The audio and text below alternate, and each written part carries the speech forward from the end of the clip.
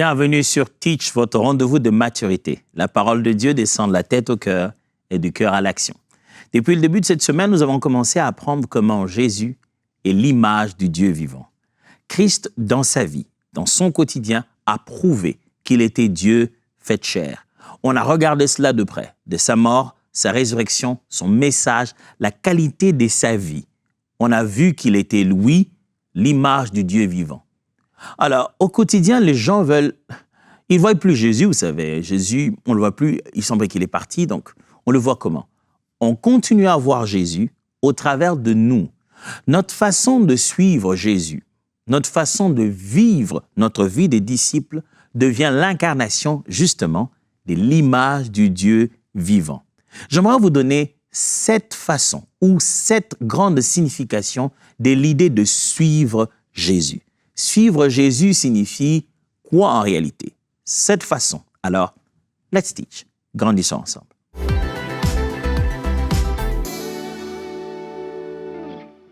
Suivre Jésus est une image très forte dans notre tête, mais elle devient un grand défi lorsque, justement, on veut pratiquer ça. Bon, on veut que je suive Jésus, je vais aller, Seigneur, je veux te suivre. Mais il bouge comment? Il va où? Puisqu'on ne le voit plus avec nos yeux physiques, comment savoir qu'il a bougé? Oh, ça aurait dû être facile pour les autres. Jésus leur disait, Matthieu, suis-moi. Ça veut dire, je continue à aller dans la direction où il va et je vive ma vie avec lui. Ce n'est pas si facile qu'on le pense. Hein? Tu as quitté chez toi et personne ne sait si tu vas rentrer. Là que tu pars avec lui, peut-être que c'est déjà un voyage là qui s'annonce. Tu n'as pas de téléphone pour dire à la famille.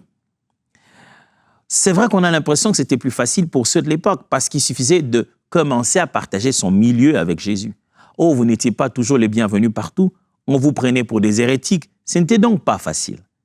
Suivre Jésus de nos jours a comme cette complexité le fait que on ne voit pas ce Jésus. On ne sait pas à quelle adresse il faut aller, mais pourtant, il est en mouvement.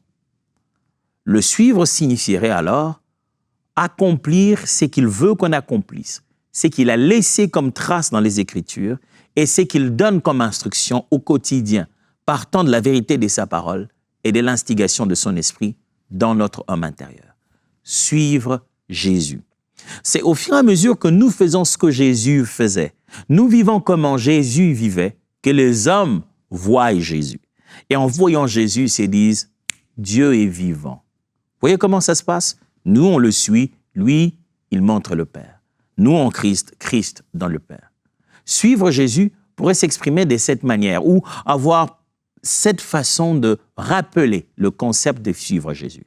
Ce que je vais faire, je vais lire un passage. Après ce passage, je vais faire une affirmation qui est liée à ce passage, qui nous montre très bien comment on peut suivre Jésus. Et on ira comme ça. Commençons par le premier passage. Marc chapitre 2, versets 13 à 14. Marc chapitre 2, versets 13 à 14. Jésus sortit de nouveau du côté de la mer. Toute la foule venait à lui et il les enseignait. En passant, il vit Lévi, fils d'Alphée, assis au bureau des péages. Il lui dit, « Suis-moi, Lévi, suis-moi. » Lévi s'éleva et le suivit. C'est tout aussi facile que ça. Jésus marche, il est de l'autre côté de la mer, il voit Lévi, Matthieu, fils de, la Bible l'appelle fils d'Alphée. Il est là, au péage. Je ne sais pas si vous comprenez. Lévi, Matthieu, est de l'autre côté du péage. C'est-à-dire celui qui perçoit, il est percepteur. Il perçoit l'argent qu'on va donner. Et Jésus le regarde et dit, « Suis-moi. » Je ne sais pas si vous imaginez ça. Celui qui est de l'autre côté du péage, qui reçoit l'argent, le caissier, le percepteur, s'arrête. Et l'argent du gouvernement, il laisse. Et ta paye, il laisse. Là, un poste, ce n'est pas un poste où vous allez dire, oui ou non, est-ce que je gagnerai de l'argent derrière ce poste? Le poste est essentiellement un poste où tu touches de l'argent tous les jours. Il abandonne ça. Et les avantages qui viennent avec, il s'élève. Il s'en va. Je me demande comment on a sécurisé le poste, comment on a fait pour que ça ne cause pas de désordre, mais il s'élève tout bonnement et il s'en va. et il suit Jésus. Ce qu'il a fait physiquement et littéralement, nous pouvons le faire aujourd'hui, mais ce n'est peut-être pas de la même manière. Suivre Jésus, alors, voudrait dire quoi en ce cas-là? 1. Suivre Jésus commence par un appel personnel. Vous l'avez remarqué? La Bible décrit d'abord de quel Lévi il s'agit. Vous savez, il était des cultures qu'on appelle une personne par le nom de son père. On monte la lignée familiale. Pas qu'on l'appelle par le nom de son père, mais qu'on fasse référence au nom de son père quand on parle de son nom. Il est donc question de Lévi, fils d'Alphée. C'est de lui qu'il s'agit. Et Jésus le regarde, lui, pas quelqu'un qui est à côté. Lévi peut savoir que nos regards se sont croisés, c'est à moi qu'il parle. Et la Bible dit, Jésus lui dit, « Suis-moi ». Et il s'éleva et le suivit. Pour suivre Jésus, ça commence d'abord par un appel personnel. On sent dans son cœur, on est convaincu individuellement. Les autres peuvent ne pas être concernés par ça, mais ça me concerne. Est-ce qu'au péage, il n'y avait que Matthieu? Je ne sais pas. Il était le seul à percevoir, je ne sais pas, peut-être que oui. Mais peut-être qu'il était en train de percevoir, peut-être qu'il y avait quelqu'un, un client là devant qui était en train de donner de l'argent. Mais il est le seul à avoir compris que cet appel, c'est à moi. Mes amis, ne tentez pas d'avoir une foi collective. Ne vous demandez pas si vos amis vont vous suivre dans cette décision. Ne vous demandez pas si le groupe, si tout le monde est d'accord. Ne vous dites pas, mais moi et mes amis, on est vraiment voilà, on est quand même des intellos, on ne se laisse pas avoir par vos histoires-là. Non, pas toi et tes amis. Jésus t'appelle, toi. Pas, tu sais, nous, on est des scientifiques, pas on. Toi. On commence à suivre Jésus lorsqu'on se rend compte qu'il nous appelle, nous, seuls, personnellement, moi. Je ne suis pas Jésus à cause de ma femme ni à cause de mes enfants. Quand je commençais à suivre Jésus, je n'avais aucune relation avec aucun d'entre eux. Je suis Jésus à cause de moi. Il m'a appelé moi. Frère, est-ce que vous savez que Jésus vous a appelé vous? Par votre famille, par vos frères, par vos sœurs, vous, personnellement.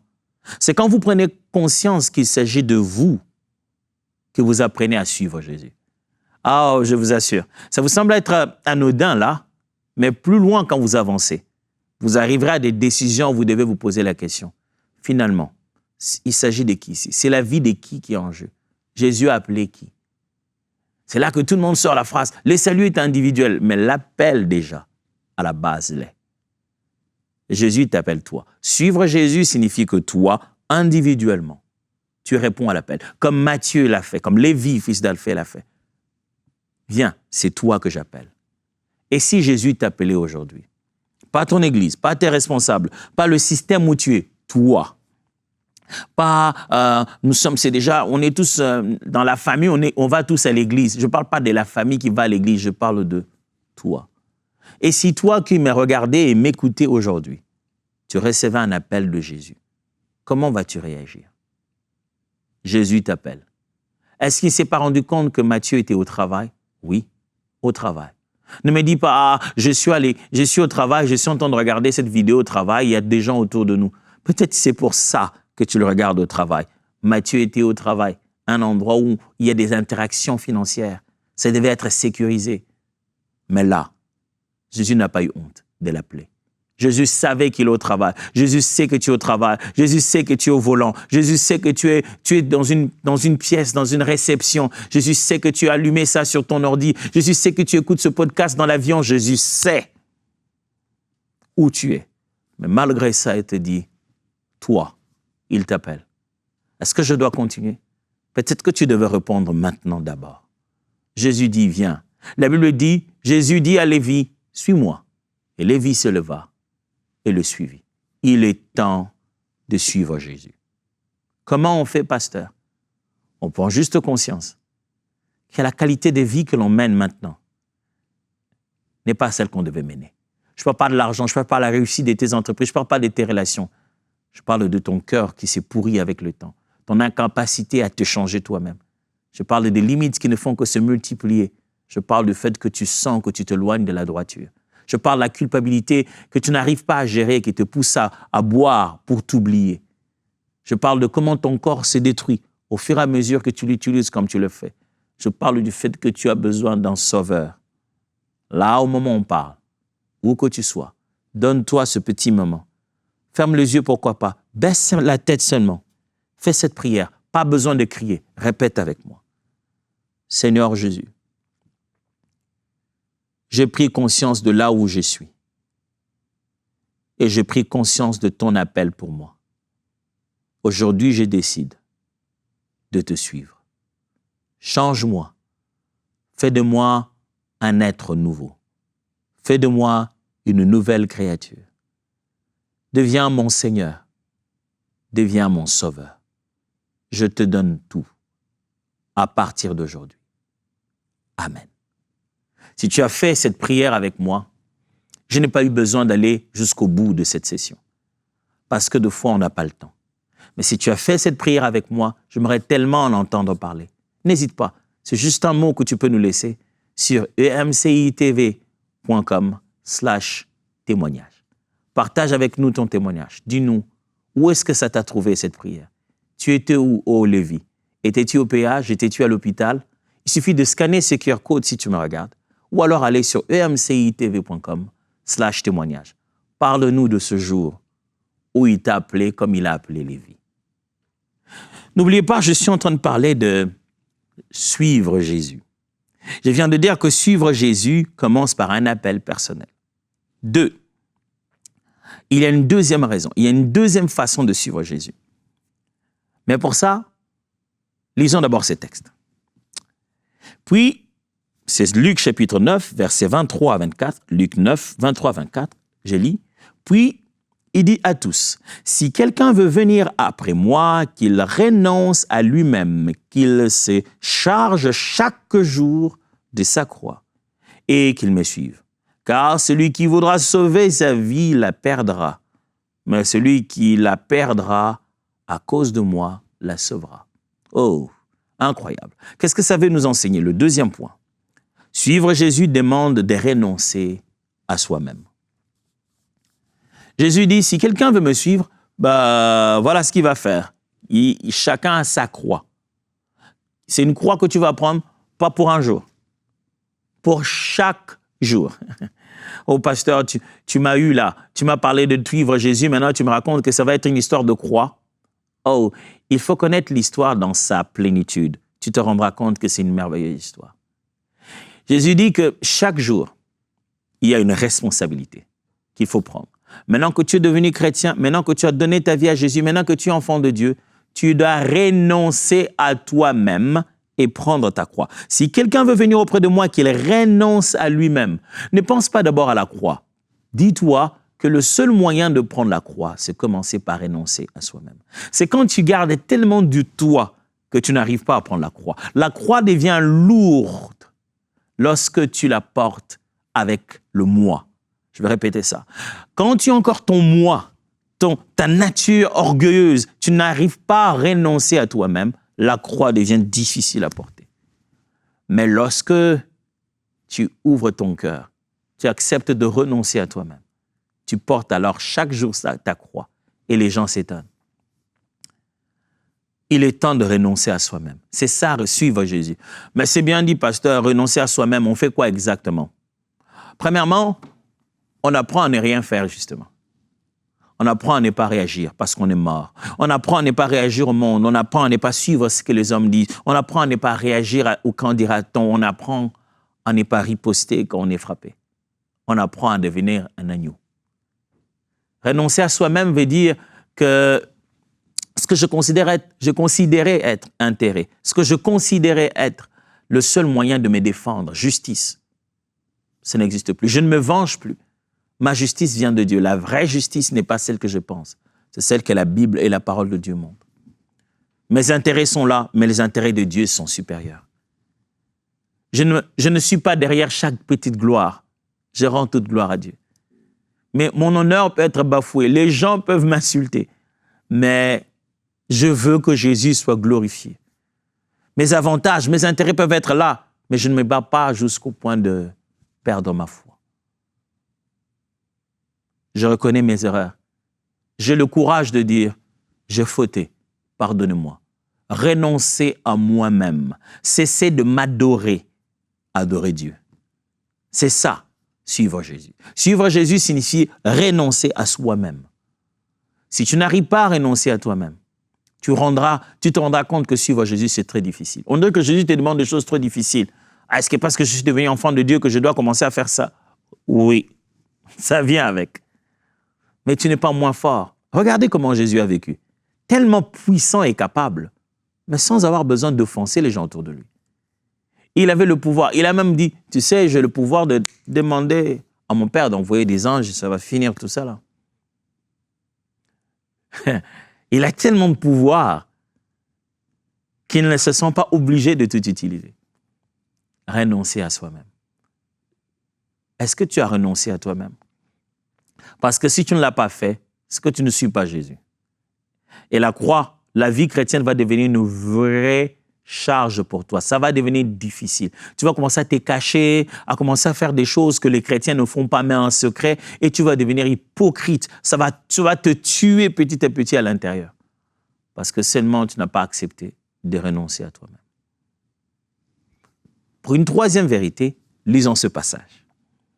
Jean chapitre 14, versets 15 à 17. Jean 14, 15 à 17. La Bible dit, « Si vous m'aimez, gardez mes commandements. Et moi, je prierai le Père et il vous donnera un autre consolateur, afin qu'il demeure éternellement avec vous, l'Esprit de vérité, que le monde ne peut recevoir parce qu'il ne le voit point et ne le connaît point. Mais vous, vous le connaissez car il demeure avec vous et il sera en vous. » Troisième vérité, suivre Jésus, c'est vivre dans l'obéissance.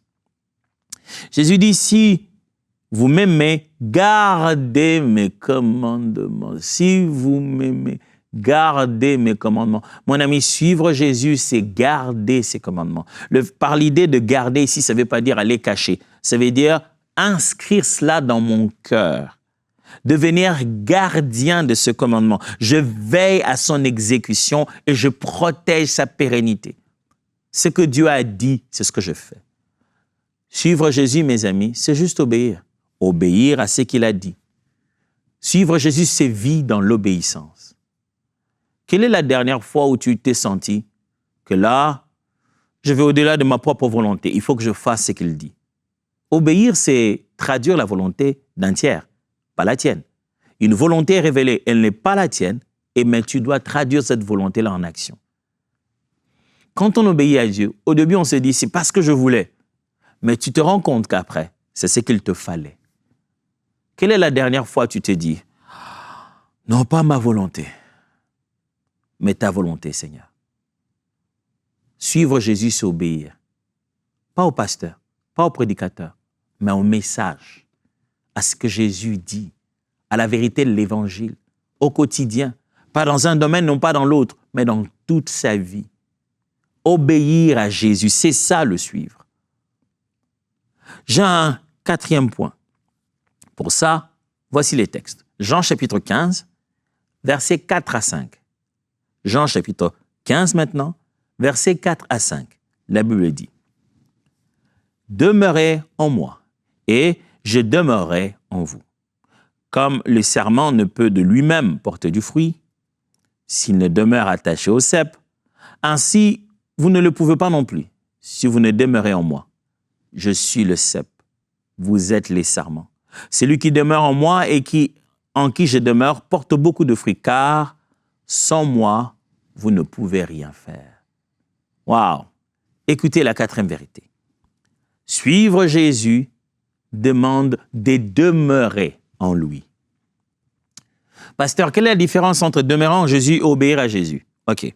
Obéir à Jésus, je venais de le dire tout à l'heure, signifie traduire en action, exécuter son enseignement. Demeurer en Jésus signifie pérenniser cette habitude, rester dans ça, prendre plaisir à ce qui concerne Jésus et y consacrer son temps. Parce que quand on demeure en Jésus, Jésus demeure en nous. Considérez que ma relation avec Jésus vaut le temps que j'y consacre. Dans la prière, dans la parole, dans la prédication, dans le partage de l'Évangile, c'est rester dans le système que offre Jésus. C'est fidéliser mon engagement. C'est ça, demeurer en Christ. Suivre Jésus, c'est demeurer en Jésus. Est-ce que vous suivez Jésus? Est-ce que vous demeurez en Jésus? Ou de temps en temps, vous dites, bon, je suis chrétien, mais bon, je peux quand même aussi... Non, quand on est chrétien, on doit vivre, on doit cultiver la vie de Christ. Jésus devient notre nouvelle culture de vie. J'ai un 5e point pour vous, mais c'est juste après ces textes. 1 Corinthiens chapitre 11, verset 1. 1 Corinthiens chapitre 11, verset 1. C'est très court. La Bible dit, « Soyez mes imitateurs comme je le suis moi-même de Christ. » Quelle affirmation! Ça demande beaucoup de courage. Paul, waouh! Tu parles de toi comme ça. Quel courage! Ce ne serait pas de l'orgueil, ça, frère Paul? Soyez mes imitateurs. Pour qui tu te prends? Pourtant, c'est vrai, c'est la responsabilité de tout enseignant de la parole, de tout aîné dans la foi, de quiconque est venu en Christ avant nous. Il dit, soyez mes imitateurs comme je le suis de Christ. Qu'est-ce que je veux dire? 5e point. Suivre Jésus transforme notre caractère. Cet homme, Paul, qui allait de lieu en lieu en menant des lettres pour pouvoir emprisonner et ramener à Jérusalem ceux qui étaient dans le message de Christ, on appelait la voie, ceux qui croyaient au chemin. Paul, cet homme qui a accepté la violence qu'on a fait subir à Étienne jusqu'à sa mort, cet homme n'est plus le même. Oh, c'est pas moi qui l'ai dit, c'est lui-même qui l'écrit. Ce n'est plus moi qui vis. C'est Christ qui vit en moi. Ma vie ancienne est comme de la boue, comme des excréments. Je n'y rentrerai plus. Ce n'est plus la même personne. Et il l'a constaté, si bien qu'il a pris courage de dire, mes amis, imitez-moi. Oh, waouh, avant de dire ça, mon cher, hey, ouh, toi, tu oses te vendre à ce point-là et dire, imitez-moi. C'est quand même limite, hein. Tu oses dire, imitez-moi. Quand on est chrétien et qu'on suit Jésus, on sait qui on est devenu. On n'en a pas honte et on le réclame pas par orgueil. On ne veut pas se faire une image spéciale de soi-même, mais on doit être capable de dire, fais comme moi. Parce que notre message, ce n'est pas juste fais comme Jésus, c'est fais comme moi, je fais comme Jésus. Que je sois pour toi le modèle vivant de ce que je t'enseigne. Regarde dans mes actions la façon d'exécuter l'enseignement que je te donne. Suivre Jésus transforme notre vie. Ça transforme notre caractère au point qu'on devient soi-même une référence de vie. J'ai une 6e leçon, mais c'est après ce passage. Jean chapitre 13, versets 35 à 36. N'oubliez pas, nous sommes en train de parler de suivre Jésus comme un moyen de montrer que Jésus est l'image de Dieu vivant sur la terre. Nous, quand nous suivons Jésus dans notre caractère, les hommes témoignent que Jésus est vivant et que Dieu est vivant. Jean chapitre 13, versets 35 à 36. À ceci, tous connaîtront que vous êtes mes disciples, si vous avez de l'amour les uns pour les autres. Simon-Pierre lui dit, « Seigneur, où vas-tu » Jésus répondit, « Tu ne peux pas maintenant me suivre où je vais, mais tu me suivras plus tard. » Jésus leur parle et leur donne une affirmation très, très forte. Ici, vous êtes au moment de l'évangile de Jean où Jésus commence à se dévoiler, commence à parler, il ne parle plus à demi-mot, il commence petit à petit à dévoiler le plan, clairement. Il leur fait cette affirmation, à ceci vous reconnaîtrez que vous êtes des disciples si vous vous aimez les uns les autres. Ça signifie ceci, 6. Suivre Jésus se voit dans l'amour. Et il dit, voici les signes qui permettra à tout le monde de savoir que vous êtes mes disciples. Vous vous mettrez un signe sur votre polo et vous écrirez « Jesus forever ». Non. Il n'a pas dit ça. Vous porterez tous des chaînettes sur le bras avec une croix. Non. Il a dit « quand vous vous aimez ». Et j'aime bien que Jésus ait parlé non seulement d'aller aimer le monde, il a dit « les gens vont regarder comment entre vous, vous vous aimez ». D'abord, ils vont observer l'amour que vous partagez entre vous. et comment ensuite vous aimez les gens autour de vous. Et ils diront, ils sont comme Jésus. Jésus était comme ça. Jésus, si tu veux que l'amour soit le signe que nous sommes à toi, tu veux nous dire que ce qui t'a distingué aussi, c'était l'amour. Pour qu'on soit capable de dire, wow, ils sont comme Jésus, parce que Jésus était aussi en train d'aimer les gens. Jésus, tu veux dire que tu nous as aimés. C'est pour ça que si nous nous aimons aussi, ce serait la preuve. Il l'a dit littéralement. Aimez-vous les uns les autres comme je vous ai aimé. Et si ça devient la preuve d'amour, c'est que tout le monde devrait avoir la même réputation de Jésus, que Jésus était quelqu'un qui aimait. Et bien sûr que oui. Il pleure devant la tombe de Lazare avant sa résurrection et tout le monde crie, regardez comment il aimait. Jésus, ému de compassion, fait des miracles, nourrit les gens. L'amour était un signe fort. Jésus dit, j'ai voulu montrer l'amour, j'ai manifesté l'amour. C'était ça ma marque déposée. Et si vous voulez avoir ma marque, ça doit être l'amour. Suivre Jésus, mes amis, se voit dans l'amour. Est-ce que tu aimes? Si on n'aime pas, le monde ici ne saura pas que Dieu existe. J'ai un dernier point. C'est après ce passage. Galates 5, 16 à 18. Galates chapitre 5, 16 à 18. J'ai dit donc, marchez selon l'esprit et vous n'accomplirez pas les désirs de la chair, car la chair a des désirs contraires à ceux de l'esprit et l'esprit en a de contraires à ceux de la chair. Ils sont opposés entre eux, afin que vous ne fassiez pas ce que vous voudriez. Si vous êtes conduit par l'esprit, vous n'êtes plus sous la loi. Voici le 7e point. Suivre Jésus est une marche quotidienne avec l'esprit. Si vous êtes devenu enfant de Dieu et que vous suivez Jésus, c'est que vous marchez selon l'esprit et non pas selon la chair. Jésus a marché selon l'esprit de toute sa vie. Jésus, poussé par le Saint-Esprit, fut conduit dans les déserts. Jésus, rempli du Saint-Esprit. Jésus a marché selon l'esprit. Pour que les gens nous suivent, il faut qu'on marche selon l'esprit. Parce que c'est l'esprit qui nous montre les traces qu'a laissé notre maître pour que nous puissions le suivre.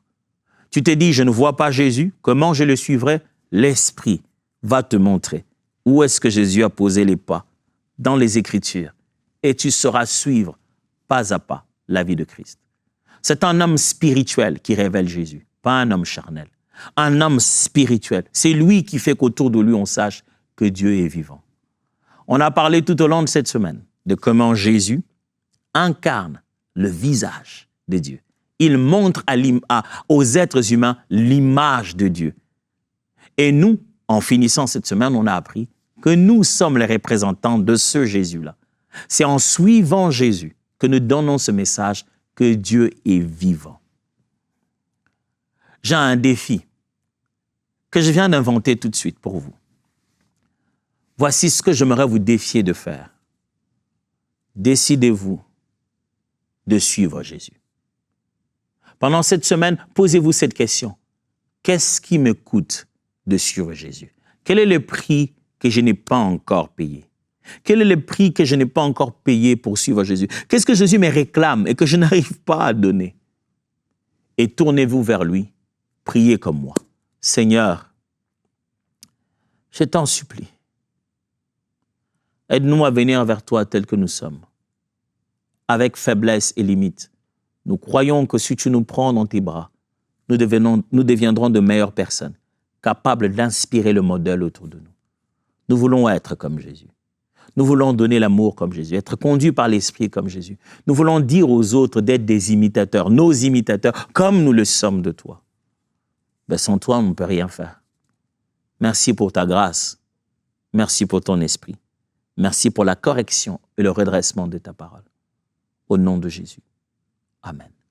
Nous sommes en train de finir cette semaine ensemble et je n'aimerais pas oublier de vous rappeler que nous sommes toujours heureux de recevoir de votre part les encouragements, les témoignages et les bénédictions ainsi que le partenariat que vous donnez à EMCI TV. EMCI TV est un cadeau de Dieu pour la francophonie. Je n'ai pu à vous raconter mon histoire, vous connaissez mon parcours. Moi, être ici, joindre cette équipe, c'est une grâce de Dieu, mais c'est aussi une fierté, parce qu'il ne s'agit pas seulement de mon assemblée, ni des besoins de mon peuple, ni de ceux de ma race, mais il s'agit du corps de Christ. Tous les jours, dans le couloir de cet endroit, je vis la beauté du corps de Christ. Et au travers de vos dons, nous prenons conscience que c'est vraiment comme à l'époque de Paul. On ne peut pas le faire seul. Il faut que les frères et sœurs prient pour nous. Il faut que les frères et sœurs cotise, envoie des contributions. C'est le modèle biblique pour maintenir le corps de Christ en fonctionnement. Alors, ce que vous donnez, nous savons que ça vient de sacrifice. Et nous apprécions cela. Et nous travaillons à fond avec le moyen que vous rendez disponible pour cette œuvre. Si vous n'êtes pas encore partenaire, il suffit simplement d'aller en scannant ces QR codes devant votre écran ou alors aller sur emcitv.com/don. Une fois là-bas, il y a un formulaire. Remplissez-le. Donnez selon que Dieu vous donne. Oh, selon que Dieu vous donne. Une fois ou chaque mois, selon que Dieu vous donne.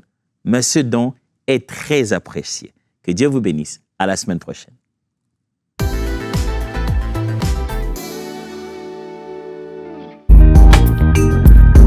Merci à tous nos précieux partenaires, grâce auxquels cette émission a pu être réalisée. Vous aussi, rejoignez la grande famille des partenaires d'EMCI TV en faisant un don sur emcitv.com/don.